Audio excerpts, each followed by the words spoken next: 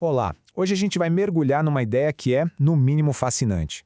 A de que a bondade de Deus pode ser saboreada. E não como um conceito, uma coisa abstrata, sabe? Mas como uma experiência real, que de fato transforma a gente. E o ponto de partida para essa análise é uma imagem muito poderosa que vem da Escritura, o mel.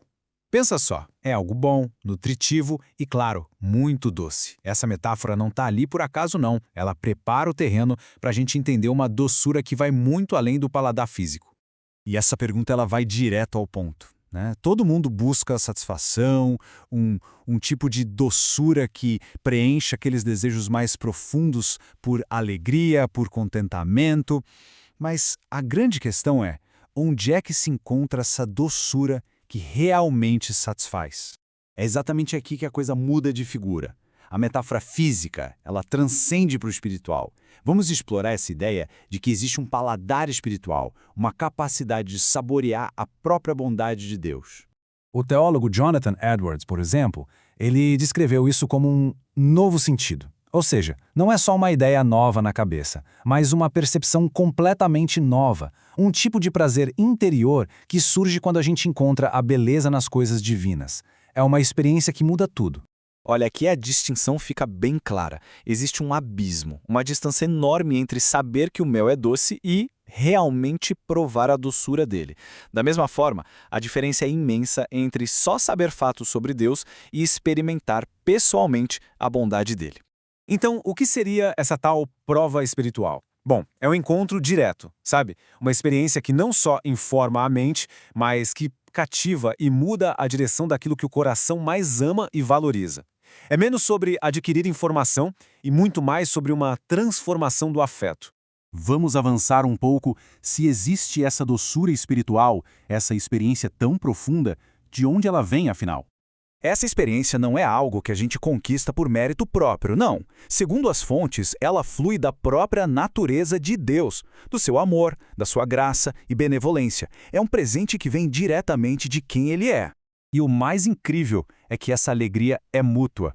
Esse trecho mostra que Deus não apenas oferece essa alegria, mas Ele mesmo se alegra quando o nosso prazer está nele.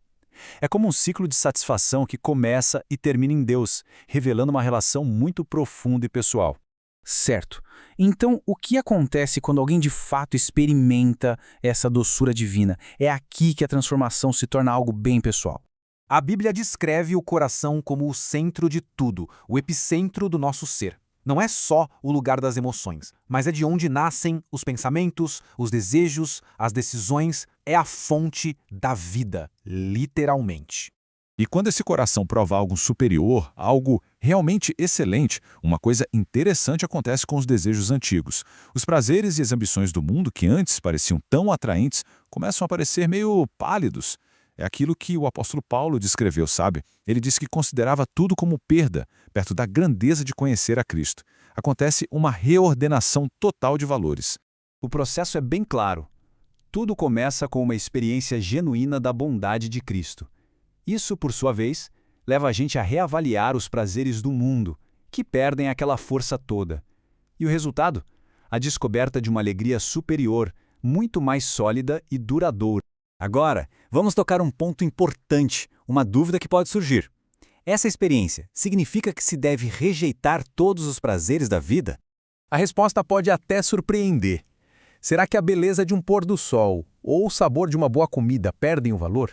Longe de anular as alegrias da criação, provar a bondade do Criador, na verdade as realça. Elas ganham um novo significado, se transformam em lembretes, em setas que apontam para a fonte de toda beleza e doçura. Portanto, o ponto crucial é este. Cada pequena alegria na vida, cada vislumbre de beleza na criação pode se tornar um convite para a gente olhar além, para o próprio Criador, a fonte de onde toda a doçura flui.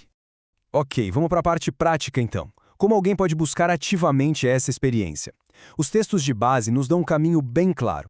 As fontes sugerem 3 aplicações bem práticas. Primeiro, a busca por um conhecimento mais fundo de Cristo, porque é nesse conhecimento que a doçura se revela. Segundo, a proteção do coração, para que os prazeres passageiros não virem o foco principal. E terceiro, reconhecer as bênçãos do dia a dia como sinais da bondade do Criador, cultivando a gratidão. A essência dessa busca toda é capturada nesta oração, que resume perfeitamente esse desejo por uma vida espiritual mais profunda. É um pedido para que o nosso paladar espiritual seja refinado, para que o coração encontre sua alegria maior na bondade de Deus. E para a gente fechar, fica esta reflexão. Onde é que temos buscado satisfação e alegria? Sabe, o convite dessa análise toda é para a gente parar e pensar que talvez a doçura mais profunda, aquela que dura de verdade, não esteja nas coisas criadas, mas sim no próprio Criador.